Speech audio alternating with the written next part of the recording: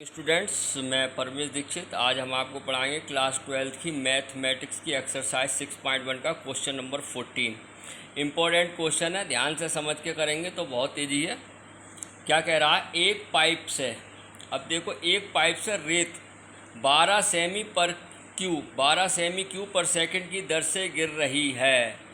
गिरती रेत जमीन पर एक ऐसा शंकु बनाती है जिसकी ऊंचाई सदैव आधार की त्रिज्या का छठा भाग है। रेत से बने शंकु की ऊंचाई किस दर से बढ़ रही है?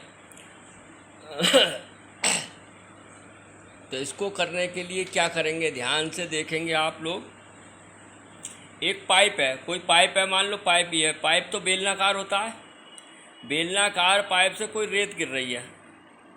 रेत गिर के और गिरती रेत जमीन पर क्या बना रही है? एक शंकुनुमा जा रही है। ये शंकु ऐसे बनता है, ध्यान से देखना,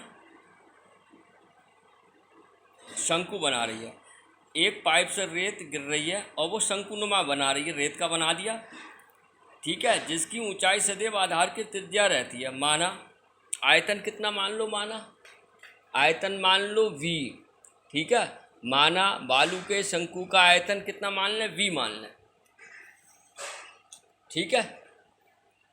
माना जो बालू से शंकु बन रहा है, बालू से बने शंकु का आयतन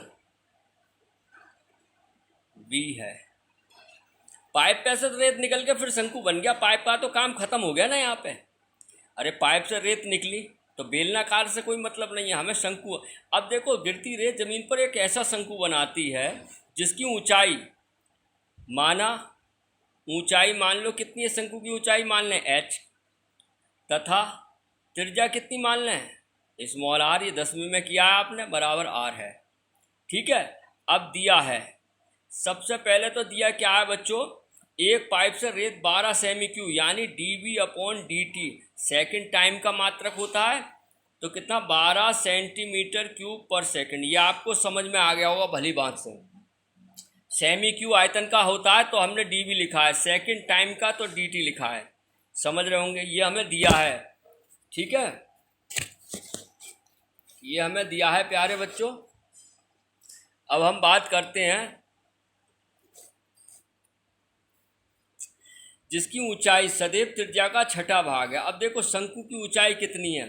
शंकु की ऊंचाई सदैव त्रिज्या की आधार का त्रिज्या का छठा भाग है।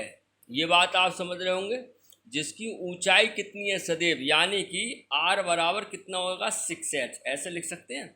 जिसकी ऊंचाई सदैव आधार की त्रिज्या का छठा भाग है, ऐसे लिख ले। या h बराबर r/6 भी लिख सकते हैं, ऐसे लिख लो, या ऐसे भी लिख लो, h बराबर r/6। बोलो भाई, जिसकी ऊंचाई सदैव त्रिज्या का छठा भाग है, 1/6 हो गया। तो कैंची गुणा करेंगे, 6h बराबर r, ऐसे कर लो, समझ में आया, ठीक है। जिसकी ऊंचाई त्रिज्या का छठा भाग है तो 6 से भाग दे देंगे। क्लियर है? यहाँ तक हम प्राप्त कर चुके हैं। और पूछा क्या, रेत से बने शंकु की ऊंचाई किस दर से बढ़ रही है। हमें dh/dt निकालना है और h बराबर कितना है, 4 सेंटीमीटर। ये चीज़ हमें ज्ञात करनी है। सीधे सवाल हमने समझ लिया है, अब हम निकालने की कोशिश करेंगे। क्लियर है? क्या निकालना है, dh/dt। क्यों, रेत से बने शंकु की ऊंचाई किस दर से बढ़ रही है जबकि ऊंचाई 4 सेमी है। तो यही तो ज्ञात करना है, आपको समझ में आ गया होगा। अब देखो हम करते हैं, चूंकि b बराबर शंकु की बात चल रही है तो शंकु का आयतन लगेगा, क्योंकि रेत कैसा बन रहा है, शंकु आकार बन रहा है, ठीक है। क्लियर है बात, समझ में आ रही है आपको? तो देखो कैसे करेंगे, पेज बदलने जरा।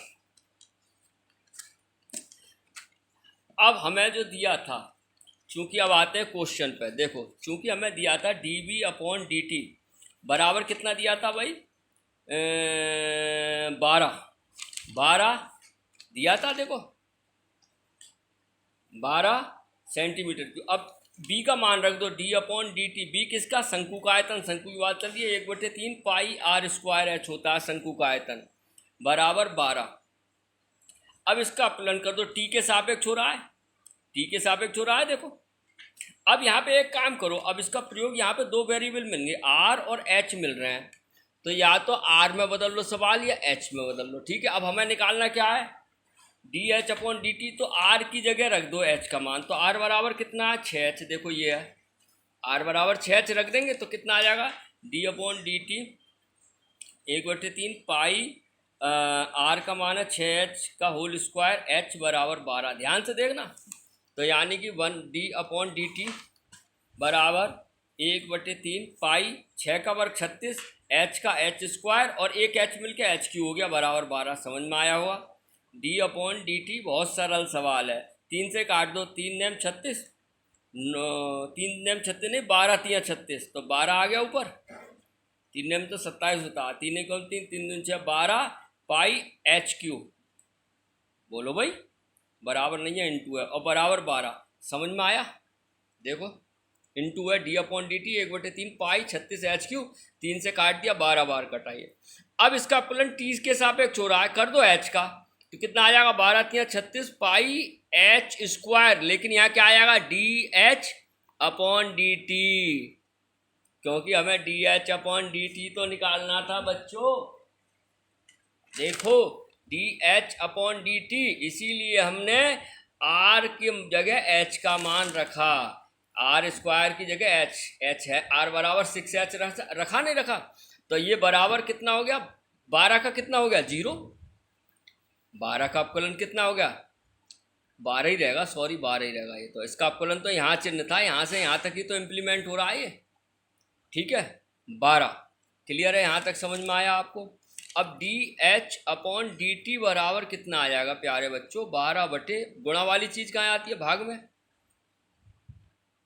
12 से काट दो, D H upon D T बराबर 12 3 36 यानी 1/3 पाई एच स्क्वायर। बोलो भाई, अब एच का मान रख दो, इसलिए D H upon D T H बराबर 4 रख के क्या आ गया 1 अपॉन एच की जगह 4 रखोगे तो 3 पाई 4 का वर्ग 16, तो यानी कि D H upon D T बराबर आ जाएगा 1 अपॉन 48 पाई, मात्रक क्या आएगा एच, एच तो ऊंचाई है, ऊंचाई तो सेमी में आती है, सेमी और टी सेकंड, सेमी प्रति सेकंड, सेमी प्रति सेकंड है ये इसका मात्रक। यही आपका आंसर हो गया।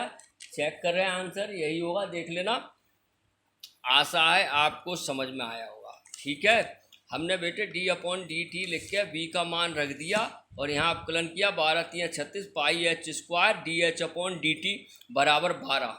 ठीक है, क्योंकि इसका अपकलन थोड़ी रहा, अपकलन का निशान यहाँ से यहाँ तक इम्प्लीमेंट है, ये तो 12 ही है, 12 एज इट इज़ रख दिया। ठीक है, यहाँ पे बच्चे 12 को 0 कर देते हैं, यहाँ ध्यान से देखना, नोट लिख देता हूँ मैं, क्योंकि 12 का अपकलन नहीं हो रहा है, अपकलन यहाँ से यहाँ तक हो रहा है, डी अपॉन डी टी इसके पास ही तो है, इसलिए 12 एज इट इज़ रख देंगे, फिर ये गुणा वाली चीज़ बटे में आ गई। इस प्रकार हमारा आंसर हो गया, यानी कि हमारी शंकु की ऊंचाई 1/48 पाई सेंटीमीटर प्रति सेकंड की दर से बढ़ रही है। ये लिखना चाहो तो लिख दो, क्या लिख देंगे, यहाँ लिख देता हूँ मैं। इसलिए शंकु की ऊंचाई 1/48 पाई सेंटीमीटर प्रति सेकंड की दर से बढ़ रही है। पॉजिटिव आया है तो बढ़ रही है, निगेटिव आता तो घट रही है। ये इसका आंसर है। आशा है आपको समझ में आया होगा। धन्यवाद।